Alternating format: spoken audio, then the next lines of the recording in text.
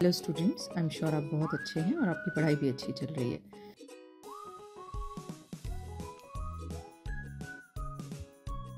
आज हम कुछ कंफ्यूजिंग प्रेपोजिशंस की बात करेंगे।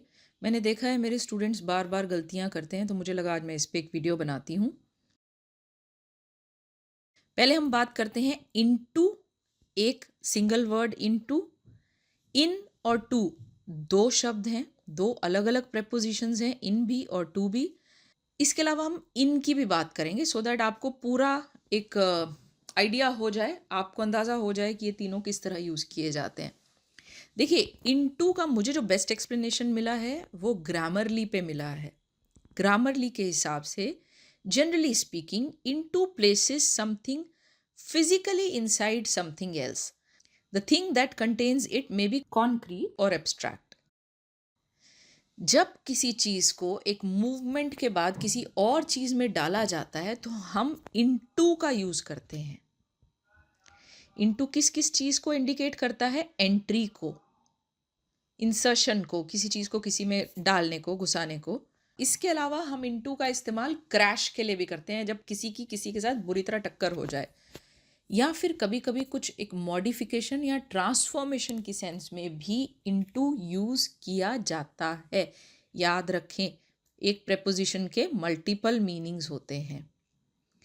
अच्छा, इनटू शब्द का यूज़ तब भी होता है जब कोई व्यक्ति किसी चीज़ में इन्वॉल्व हो या इंटरेस्टेड हो। इन और टू अलग अलग दो प्रेपोजिशंस हैं। मैंने आपसे कहा ये इनके इंडिविजुअल मीनिंग्स ये कैरी करते हैं। तीसरा, इन। इन देखिए, इन और इनटू में कई बार कंफ्यूजन होती है। जब कोई एक चीज़ एक बड़े एरिया के अंदर या एक बड़े एनक्लोजर के अंदर रखी जाती है, होती है, घुसाई नहीं जा रही, यहाँ कोई मूवमेंट की बात नहीं है, वो पहले से है, तो फिर हम इन शब्द का यूज़ करते हैं। कई तरह से प्रेपोजिशंस यूज़ किए जाते हैं। कुछ एग्जाम्पल से मैं आपको पूरी तरह समझाने की कोशिश करती हूँ। देखिए, इनटू के कुछ एग्जाम्पल्स लेते हैं। I got into my bed, मतलब मैं पहले बाहर था बेड से, फिर मैं बेड में गया। शायद आपको पता होगा कि आई स्लीप इन बेड होता है, आई स्लीप ऑन बेड नहीं होता। इसको मैं फिर कभी डिस्कस करूंगी। The diver dived into the pool, जो डाइवर है, गोताखोर है, उसने डाइव किया पूल के अंदर। पहले वो पूल तक आया, फिर इन हुआ। इसको समझने का एक और तरीका देखते हैं कि देखिए, ये दो शब्दों से बना है, वर्ड एक ही है, इसे याद रखिए, इन और टू। इसमें एक टू है और एक इन है, राइट? तो पहले एक मूवमेंट होती है, चीज़ दूसरी चीज़ जिसके अंदर उसे जाना होता है तक जाती है, टू होती है, और फिर उसके इन हो जाती है। ठीक है? तो the diver dived into the pool, पहले वो पूल तक गया, फिर उसके इन हो गया, मतलब उसके अंदर चला गया। तो यहां पहले एक मूवमेंट है और फिर चीज अंदर गई। फिजिकल चीजों में एंट्री के लिए एंटर शब्द के साथ इनटू का यूज नहीं होता। यहां मैं आपको बता दूं, we entered the hall quickly, हम जल्दी से हॉल में घुसे। यहां एंटर इनटू नहीं होता। हर जगह हर प्रेपोजिशन यूज नहीं होती, बहुत सी चीज़ों के एक्सेप्शंस भी होते हैं। एक बार आपने मीनिंग समझ लिया है, उसके बाद भी एक्सेप्शंस होते हैं। हाँ, लेकिन एंट्री के साथ इनटू वर्ड का यूज होता है। pour the oil into that canister, उस कैनिस्टर में ऑयल को डालो, इनटू करो, बाहर से अंदर डालो। मैंने आपसे अभी कहा कि क्रैश के सेंस में भी, क्रैश के लिए भी इनटू का यूज होता है। The car crashed into a tree, उससे बुरी तरह से वायलेंट टक्कर, बिल्कुल जिससे एक अच्छा खासा डैमेज हो जाए, ऐसी टक्कर हुई, इसे हम क्रैश इनटू कहते हैं। The car crashed into tree माने अच्छी खासी एक डैमेज हो गई, एक वायलेंट किस्म की टक्कर हुई दोनों की। तो ऑब्वियसली कार गई और उसने उसके अंदर क्रैश किया, ट्री पे जाके क्रैश किया, तो हम क्रैश इनटू कहते हैं। आई होप आप समझ रहे होंगे कि मैं क्या कहना चाह रही हूँ। एक एग्जाम्पल और ले लेते हैं इसका। He died when his car crashed into a wall. अच्छा, इनटू शब्द का यूज तब भी होता है जब कोई व्यक्ति किसी चीज में इन्वॉल्व हो या इंटरेस्टेड हो। He is not into music, that means वह म्यूजिक में इंटरेस्टेड नहीं है। ही इज इनटू रिसर्च, वह रिसर्च में इन्वॉल्व है या उसमें इंटरेस्टेड है, ठीक है। He is not into music का मतलब है या तो वो म्यूज़िक में इंटरेस्टेड नहीं है या वो उसमें इन्वॉल्व नहीं है। इस तरह से भी इसका यूज़ होता है। एक यूज़ इसका होता है किसी चीज़ को डिवाइड करने के लिए भी यूज़ होता है, ठीक है। तो जैसे मैंने आपको बताया, ट्रांसफॉर्मेशन के लिए हम इनटू का यूज़ करते हैं। They were planning to convert our study room into a home office. वो हमारे स्टडी रूम को होम ऑफिस में कन्वर्ट करने का प्लान कर रहे थे। Into, study room into home office हो रहा था। Later they translated the book into Marathi. देखिए, बुक्स की ट्रांसलेशन के लिए भी हम इनटू शब्द का यूज़ करते हैं। हाँ, लेकिन अगर मैं ये कहूँ कि later they translated the book from English to Marathi, जब हम फ्रॉम का यूज़ करते हैं तो फ्रॉम और टू इकट्ठे चलते हैं एक पेयर में, तब हम इनटू का यूज़ नहीं करते। जैसा मैंने आपको बताया कि मैथमेटिकल डिविजन्स, किसी चीज़ को कुछ भागों में बांटने के लिए भी हम इनटू का यूज़ करते हैं। Divide this pizza into 5 slices. इस पिज़्ज़ा को 5 भागों में बांट दो। You should divide this group into 2 before starting activities. आपको इस ग्रुप को 2 भागों में विभाजित कर देना चाहिए एक्टिविटीज शुरू करने से पहले। अब बारी आती है इन और टू। ये इकट्ठे कैसे यूज होते हैं, बोलते हुए कई बार नहीं पता लगता, लेकिन आप जब पूरी बात पे ध्यान देंगे तो आपको पता लग जाएगा कि ये एक वर्ड है इन टू या इन और टू दो अलग अलग प्रेपोजिशंस की तरह यूज हुए हैं। इसके कुछ एग्जाम्पल्स लेते हैं। देखिए, इन का मतलब होता है अंदर और टू का मतलब होता है के लिए। He came in to serve us the food. वह अंदर आया हमें फूड सर्व करने के लिए, के लिए। I moved back in to take care of my sick father. Move back in, किसी जगह पे शिफ्ट होने को मूव इन कहते हैं। किसी घर में, पर्टिकुलर घर में शिफ्ट होने के लिए, एक लंबे वक्त के लिए शिफ्ट होने को मूव इन कहते हैं। तो आई मूव्ड बैक इन मतलब मैं अपने घर में वापस शिफ्ट हुई। क्यों? अपने बीमार पिता का इन टू टेक केयर करने के लिए। टू टेक केयर, उस टेक केयर के लिए। The thieves broke in to steal gold. Break in एक फ्रेजल वर्ब है जिसका मतलब होता है कहीं पे ज़बरदस्ती फोर्सफुली घुस जाना, जैसे कोई चोर घुस जाते हैं, तो इस तरह से भी इसका यूज़ होता है। ब्रेक इन टू, क्यों? गोल्ड चुराने के लिए। और कुछ जगह पर है, देखिए, इनटू और इनटू में जहाँ गलती होती है, कई बार मैंने देखा है लॉग इन टू, अगर किसी एप्लीकेशन या वेबसाइट पे लॉग इन करना है तो लॉग इन टू बोल देते हैं। ऐसा नहीं है। तो इसके करेक्ट वर्जन्स क्या हैं वो मैं आपको बताती हूँ। You should log in to this website so that you may get the tutorials. एक मैंने अक्सर गलती देखी है, ट्यून इनटू। ट्यून इनटू नहीं होता, tune into a radio station होता है। तो रेडियो स्टेशन पे एक पर्टिकुलर फ्रीक्वेंसी को ट्यून करने को ट्यून इनटू दैट फ्रीक्वेंसी या tune into that radio station कहते हैं, क्योंकि हर रेडियो स्टेशन के लिए एक फ्रीक्वेंसी होता है, एक चैनल के लिए एक फ्रीक्वेंसी होता है। लास्ट है इन। ये बहुत कॉमन है, सिंपल सा है, ये भी मल्टीपल तरीकों से यूज होता है।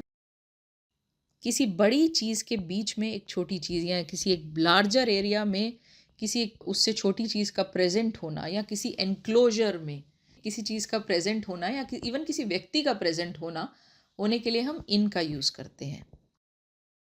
She is cooking in the kitchen. वह कहाँ है? वह किचन में कुक कर रही है। कहाँ कुक कर रही है? किचन के अंदर। किचन एक कमरा है, एक कमरे की तरह है, मतलब एक हिस्सा है घर का जिसके अंदर खड़े होकर या बैठकर वो कुक कर रही है, किचन के अंदर कुक कर रही है। We live in Delhi. हम दिल्ली में रहते हैं। जब हम किसी सिटी में रहते हैं तो हम उसके लिए भी इन का यूज़ करते हैं, या सिटी क्या, हम देश के लिए, कॉन्टिनेंट के लिए, इनफैक्ट किसी एक जगह के लिए। अगर कोई करोल बाग में रहता है तो he lives in Karol Bagh बोलते हैं, ही लिव्स इन पानीपत बोलते हैं।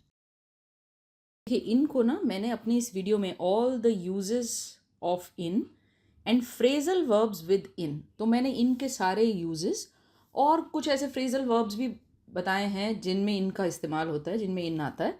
तो इस वीडियो को आप जाके देखिए और इन अच्छी तरह समझ आ जाएगा आपको। नेक्स्ट जो मेरे स्टूडेंट्स को कंफ्यूज करते हैं वो है made of, made from, made with. ये किस तरह से प्रपोजिशंस लगते हैं मेड के साथ? Made of, made from, made with.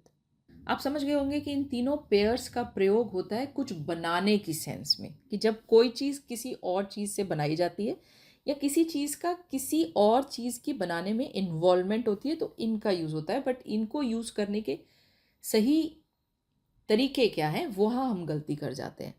जब ओरिजिनल मटेरियल एक कंसिडरेबल चेंज से गुजरता है, एक अच्छे खासे चेंज से गुजरता है या पूरी तरह बदल जाता है किसी चीज़ को बनाने में, तो मेड फ्रॉम का यूज़ होता है। जैसे yogurt is made from milk. दही मिल्क से बनता है बट मिल्क खो जाता है, मिल्क नहीं दिखता आपको, वो पूरी तरह चेंज हो जाता है। ठीक है, आपको दिखती है दही। Butter is also made from milk, चीज is made from milk.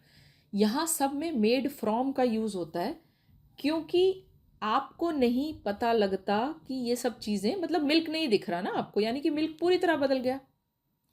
Paper is made from trees. कहीं पेपर में आपको पेड़ दिखता है, कहीं एहसास होता है कि पेपर में कहीं पेड़ भी होगा या पेड़ से बना होगा, पेपर को देखकर तो ऐसा नहीं पता लगता। दैट मीन्स ट्री पूरी तरह ट्रांसफॉर्म हो गया पेपर बनने के लिए, तो यहाँ मेड फ्रॉम का यूज होता है।